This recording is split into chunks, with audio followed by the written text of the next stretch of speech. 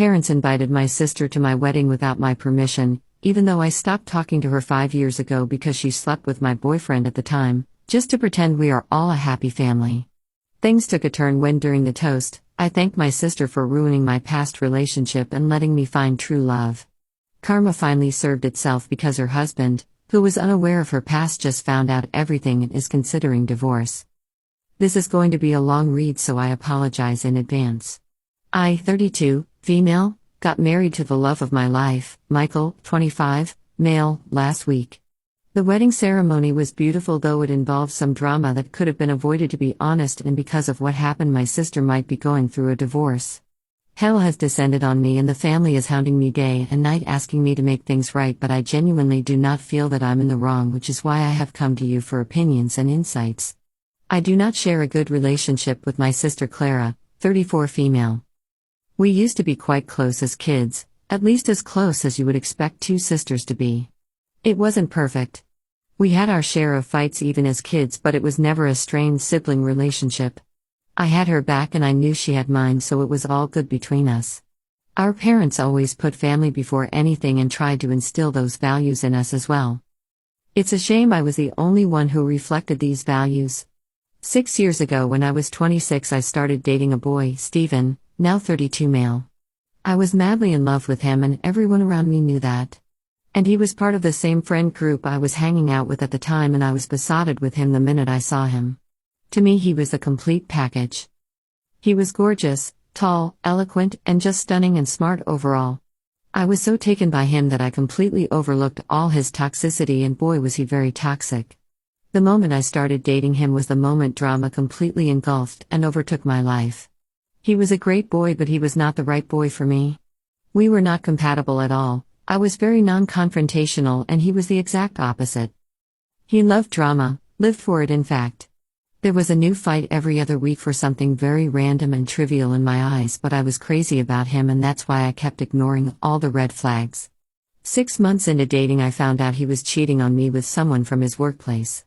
I found out by accident and was devastated. I confronted him and he kept denying it until he finally broke down and admitted everything. I was heartbroken, but he apologized profusely. He said he had made a mistake and would do anything to gain my trust again. Stupidly, I believed him. I gave him another chance even though I knew I shouldn't. I have always believed that cheaters never change, and I have never been proven wrong. All through my life I have known cheaters in various capacities and none of them could change their ways. I knew all that and still gave him a chance because I believed, or rather wished, that this time it would be different and he wouldn't be like the others.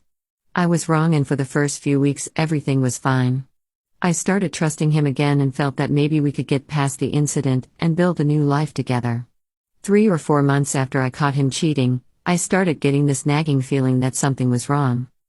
He was acting shady and suspicious. I didn't have any proof and I didn't want to believe he was cheating again, so I rationalized his behavior in my mind. But it kept festering until I finally asked him if something was going on or if he had something to tell me.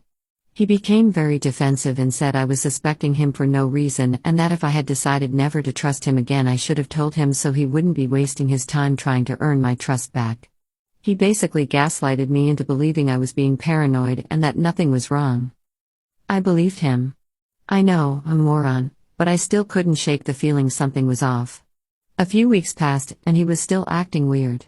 I didn't have any proof, but all the overthinking was driving me crazy, so I started checking his phone without his knowledge.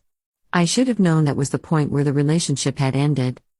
I didn't trust him at all, and even if I hadn't found anything in his phone, the fact that I thought he's capable of doing something like that should have been enough to make me walk out. But I'm glad I snooped around because I found something that changed my life completely, and it's never been the same since then. It took me a while to figure out what was happening, but when I did it felt like someone had slapped me across the face. Basically, he was cheating on me and had been for a while, but not just with anyone. He was cheating on me with Clara. I have never felt the hurt I felt when I saw those texts. The two people who were supposed to be the closest to me were the ones doing me dirty in the worst possible way.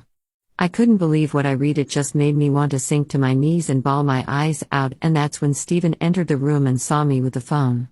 He started yelling at me, telling me I had no business invading his privacy, but I just showed him which chat I had open, slammed the phone on the wall, and went outside. I think I walked for around 3 or 4 hours.